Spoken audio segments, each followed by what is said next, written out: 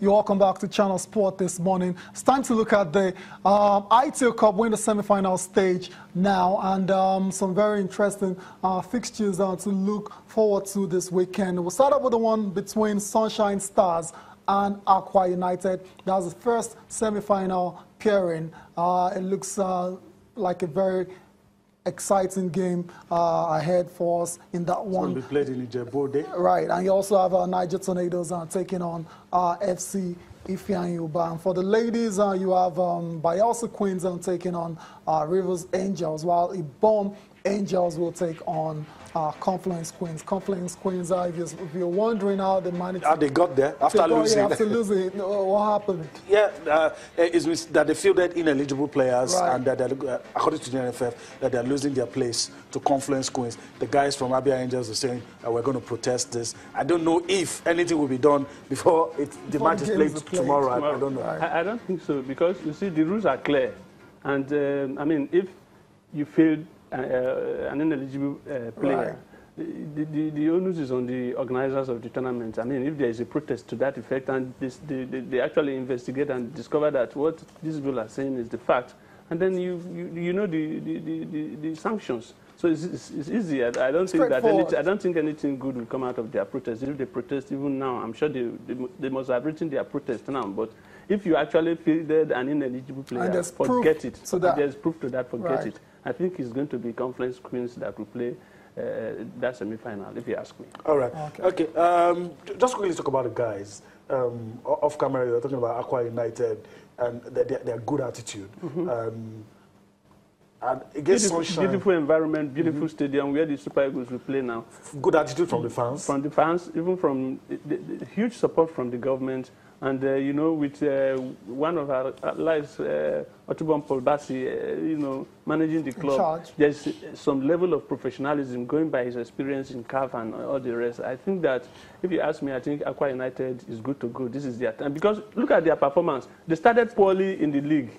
You know, if you look back at the league, they started very poorly. And everybody was like, hey, Austin, what is happening to your home team? And gradually they picked up and almost narrowly missed out on the CAF ticket. Thank you. So those are the type of teams that I like to represent Nigeria and stay on the continent, because you assure, one, the good pitches, right, two, support financially and the welfare of the players, and three, the fans are not violent. You know, and then the players, all they need to do, if they make it all the way to the final, of course, if they win the AITEO Cup, all they need to do is to fortify the squad and then go to the continent and do us proud. Niger Tornadoes, responsible for the outstar of Fletcher United, yes, will be taking on FC Ifeanyi. We all know that FC Ifeanyi wants to return to the continent. And once they get to this level, it's always difficult to push them away.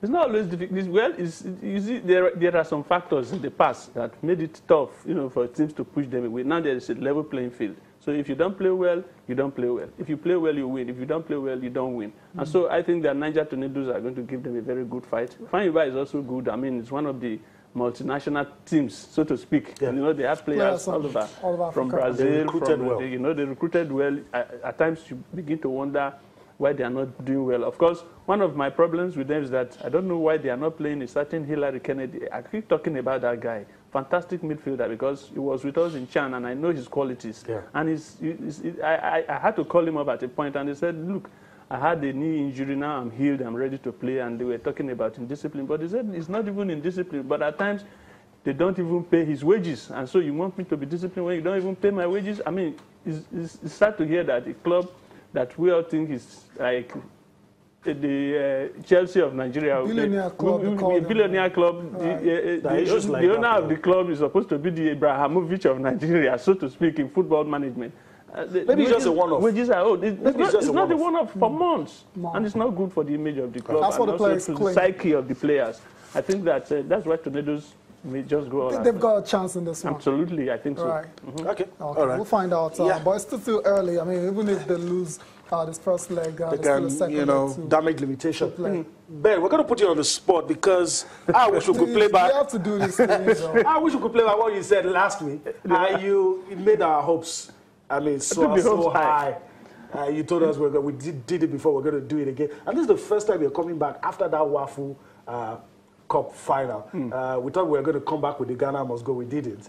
We came out with nothing. Okay, we came out with something. But we lost that final in a way most of us didn't expect us to. It was very painful and sad, you know, because the guys left perhaps their playing boots at home. I don't know, because or in the hotel, because they didn't play well that day, and that's not what we expected. You know, go back to the tapes of the first game they played, and look at the way they took out the Ghanaians easily. The Ghanaians were doing the attacking, they were doing the scoring, and that was what I expected. You know, not that everybody would now sit back, be absorbing pressure, the goals were waiting to just come. And immediately they came, and immediately they scored that first goal. I also expected a response, and they didn't respond. So I didn't know. And then that defender who was, you know, somebody is coming at you and is using the same style, is already in the 18. He has taken you out before, he's already in the 18. Then you go and kick him and you are complaining. No. I mean, you don't, once he's in the 18, all you need to do is to protect, go for the ball, not the leg. What he was doing was going for the leg, and it's always going to result in a penalty. And the same guy did it twice.